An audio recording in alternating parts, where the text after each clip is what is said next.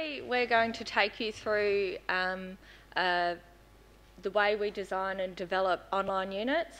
But first of all, we're just going to do a little bit of background. Okay, so a number of occupations across a range of industries have been identified by ITABs of having critical skill shortages. And these include child and family, community services and health and aged care. And these are all departments within the school that we work at Swinburne, which is the School of Health and Community. So while there's an increase in demand for skilled workers in these areas, there are barriers to staff attending training. So these barriers include time away from the workplace, location. Often people are located far away from campuses, especially in rural and remote areas, and also the work-life balance. Most people these days are working full-time and have a full family life, so it's often hard to travel to attend training. Often the solution to this is seen as e-learning. E-learning can provide the flexibility for students to attend training and break down the barriers to attending traditional training. This presented us with our next challenge, and that's the perception and often the reality of e-learning. And that is often that it's considered tedious. People think that it's too technical and that they don't have the computer skills to do e-learning.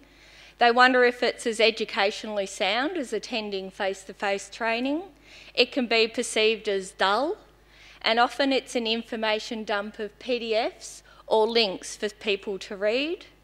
It can be overwhelming. Often you're just left in a unit with no instruction or help to work your way through. It's seen as unfacilitated, so there's no connection to a teacher or a trainer, and it's often deemed as solitary. So there's the image that there's just a person in a room by themselves with their computer. So our challenge was to change this perception of e-learning and to keep the students engaged. So how we've kept the students engaged is by engaging content. So our content contains a range of interactive materials, activities that include decision-making scenarios, case studies, and quizzes for learning, not just quizzes for assessment, because we can learn through making mistakes. We have research activities, reflective journals, opportunities to read and learn, and we have facilitation and activities to grow a sense of community within the unit so that people don't feel left out. Our units are nurturing. We have trained facilitators in order to guide students through a unit and also to give them that relationship. They're gregarious. We have activities that will connect students to each other as well as to their facilitator so that they don't feel solitary and they feel like they've got other people out there to support them. It's accessible. They can access the units 24/7. We try to be good-humoured through our units. Often online learning is perceived as quite sort of staid and boring, so we try and inject some good humour. It's enabling. A lot of our activities, students make choices and then get feedback on the choices that they've made. And the online learning gives them a chance to make these choices and make mistakes in the comfort of the online learning environment. So they haven't got people watching them. And we're developing IT skills, which are important for employers. We're just going to have a look at a couple of activities from within our units. So this first activity is a discussion board. So the students watch a video that's a YouTube video embedded in the discussion board, and then they're given some discussion questions to go off with the other students and ask. This next activity is activity around giving information to police, and the students listen to some audio and they've got a choice that they have to make. They're then given feedback on the choice that they make, And the beauty of these activities is if they make a mistake, they can go back and repeat them as many times as they want. So they've got that ability to just keep repeating an activity. We use a lot of audio-visual so that it's interesting, and we also use avatars a lot. It's often easier if you ask someone if they want to help someone to do something than get them to do it themselves. So you can see they've got some feedback on what they've done here, and they can go on to the rest of the activity.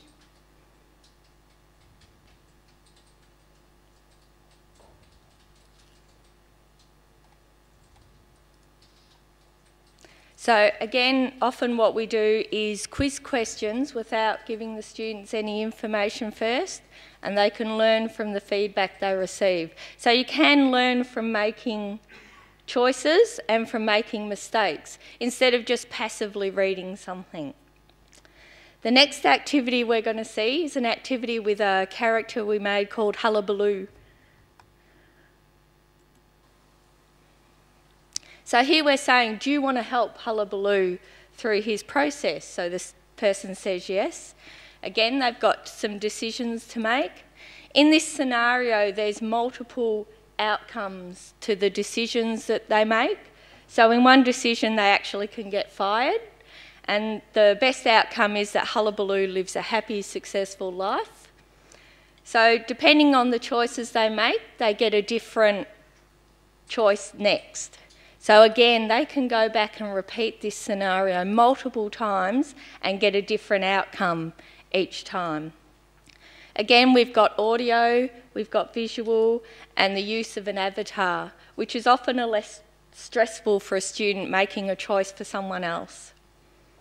So here, again, this is humour. So we've got Hullabaloo there.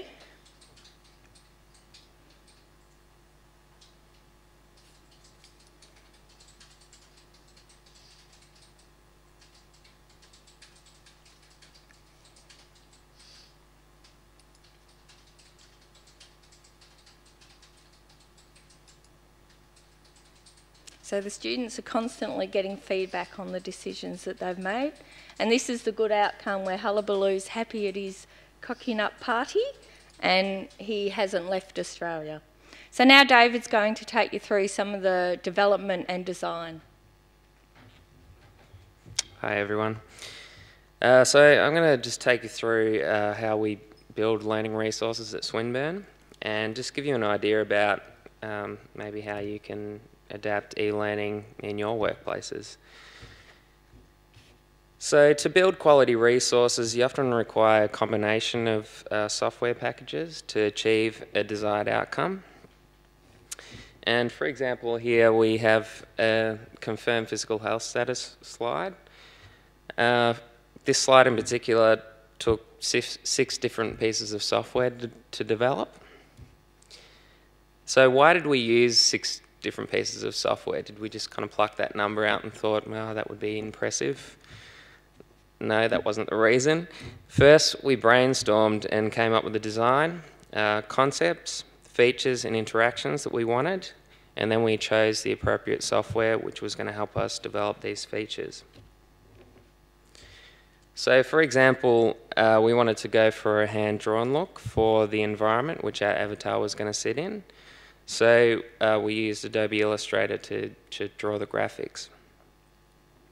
To bring the graphics to life, to give it texture, give it colour, we used Photoshop.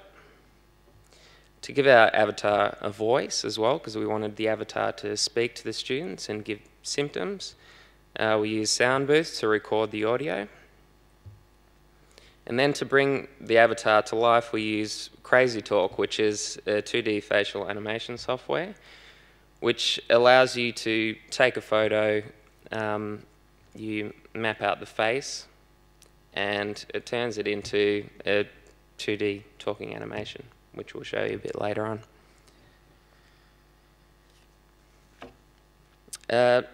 Also, to make our avatar look as if he was sitting in the chair, we needed to get rid of the background of the video, so we had to use a program called After Effects just to make that background transparent. And finally, to house all this content, we use Adobe Captivate, and that just acts as a player or a way to house all that content, bring it all together. So what's the advantage of using several different pieces of software? Well, you can pick and choose different features, and you can bring them all together to create a quality product. One tip is, though, that make sure you do your research. Make sure that the outputs of the programs that you're going to use are actually compatible with one another. So, do you actually need to use a variety of programs? It really depends what you're doing. You really need to look at what your needs are and what you want the end product to be. But be prepared to learn or hire someone who has experience with, say, a photo editing program and some other e-learning authoring tools such as a HTML editor, Articulate, Wimber Create, some programs you might have heard of before. So just want to have a closer look at the Confirmed Physical Health Status unit and how much time it took us to build that unit, the manpower and skills which were required, and the stages that we went through to develop it as well. So Confirmed Physical Health Status was a unit that had already been developed for the Australian Flexible Learning Framework.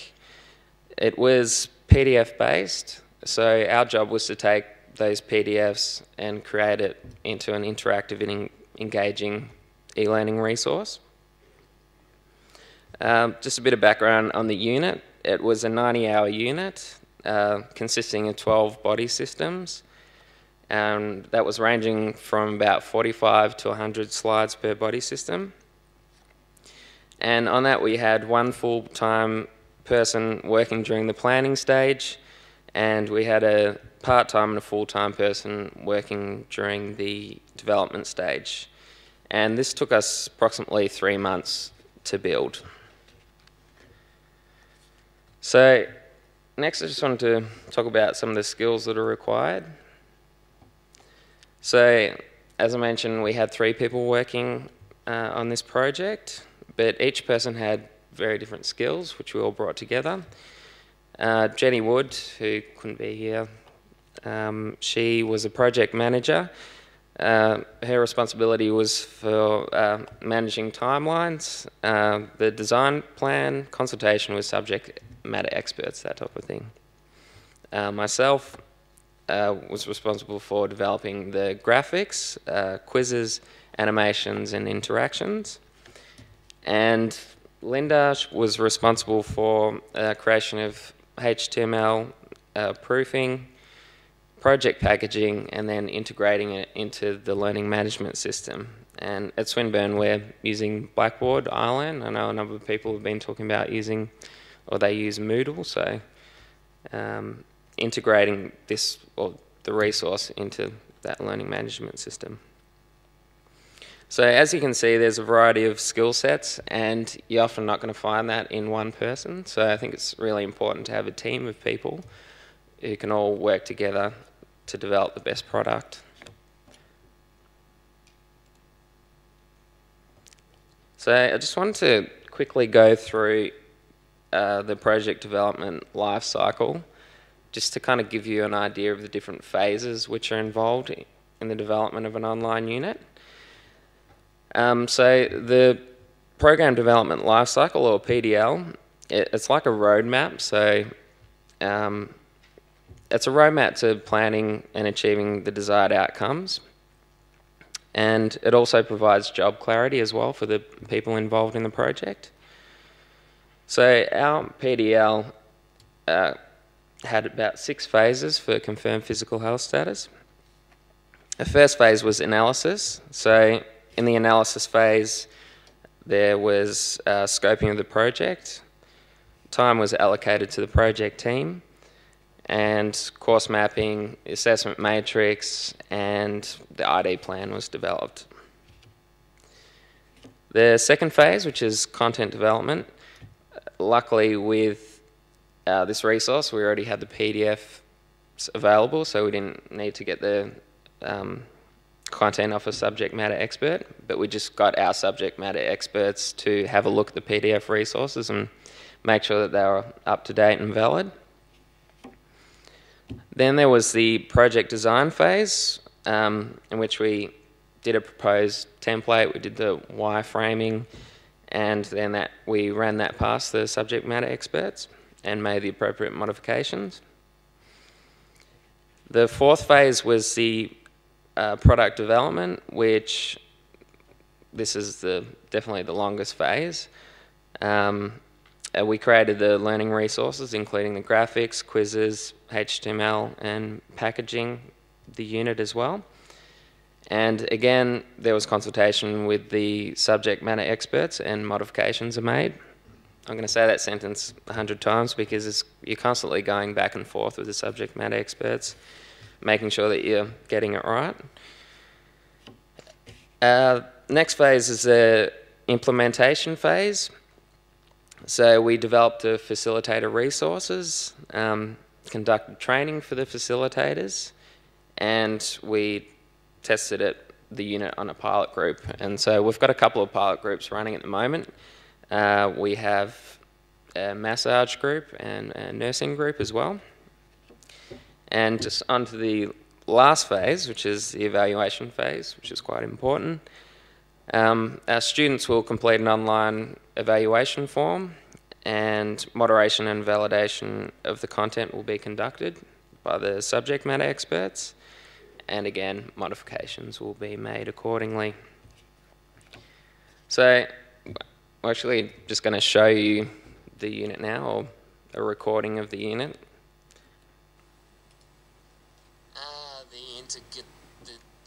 I don't know whether we can have audio up a little bit. Is that possible? The skin system. Click next to get started.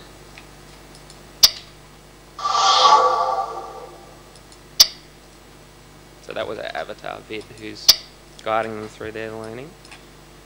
And here we're going straight into a question rather than giving them content. So this is an example of action learning. So they're learning through making a mistake or potentially getting it right.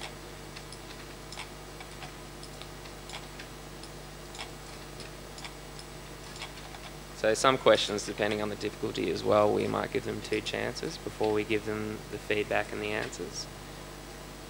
And so then after the questions, that's when we consolidate the learning by actually giving them further information that they can look at.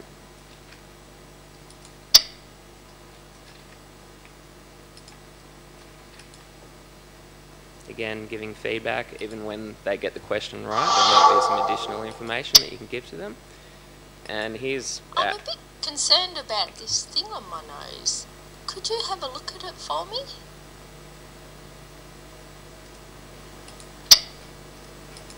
So the student has to have a look at the different symptoms and then choose an answer, and we'll give them feedback.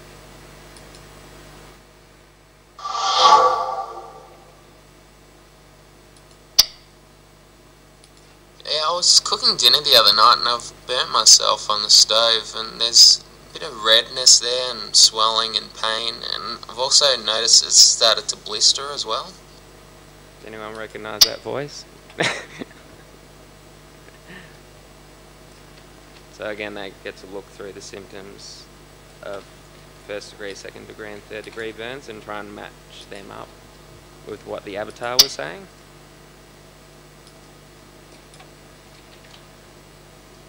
Just another drag and drop example.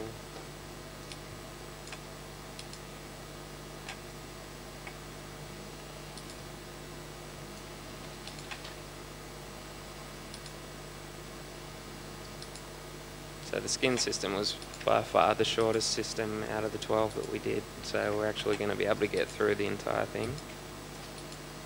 Fantastic! That was a final body system. Wow, I've learned a lot. How about you? If you want to test your knowledge, go to the final quiz. I never sound that excited. I really had to put that on. Anyway, that's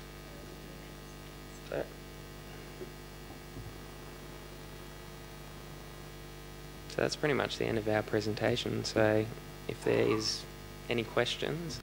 This was actually developed for the Australian Flexible Learning Framework, so LAWN, if anyone's heard of that, but unfortunately LAWN's been decommissioned, so it was around about the same time that we'd just submitted the project that LAWN was decommissioned.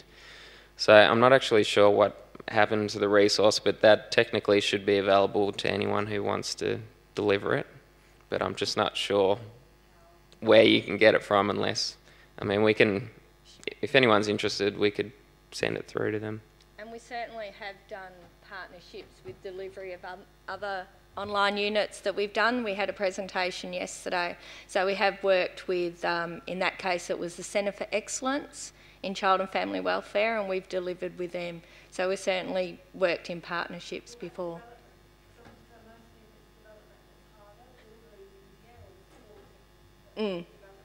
Yep, the development can take the time and the money, but we also have really well-trained facilitators, because the facilitation in online is just as important as the content, because you can have beautiful, wonderful content, but if the people are just sitting there and not feeling any connection to other learners or to the facilitator, it can often that be the worst experience. So we've got that combination of being able to do the content and have the trained facilitation as well.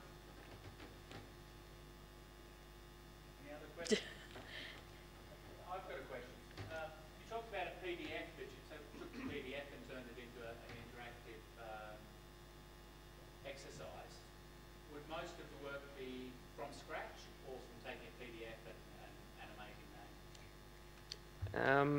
that? It really depends. We've had some units where we pretty much building from scratch. I mean, obviously it's a lot easier if you have the content, because that's one of the hard things when you're developing units, is trying to get the content off the subject matter experts. So you don't want to be sitting around waiting for that when you're developing. So if you can have the PDF up front, makes it a hell of a lot easier. But yeah, we've done it both ways. So yeah.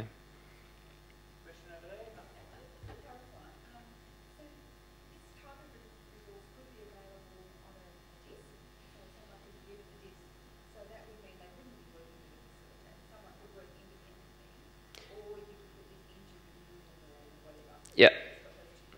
Yeah, well, that's how we've done it. So we've integrated into Blackboard, and that's how we deliver.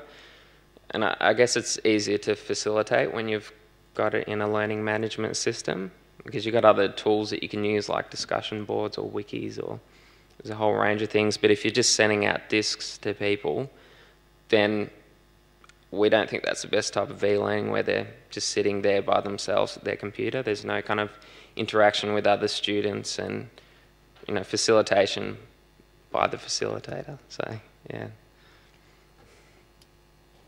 Can you give some example of how a facilitator might have participated in that particular unit that you just demonstrated? Yeah, this one that we've just demonstrated is slightly different to the other ones we've built, because it was built for the framework to sit on lawn for people to take away and maybe load up into their own systems. There's probably not as much opportunities for facilitation. When we're piloting with our own students in our school, we'll probably add in extra assessment and extra discussions. But in the other units that we've got where we have wikis, where students will contribute resources themselves, so they'll build pages on a wiki. We've got reflective journals, which are really useful if they have a placement component as well, and discussion boards. So that's probably the three most times that the facilitator can interact.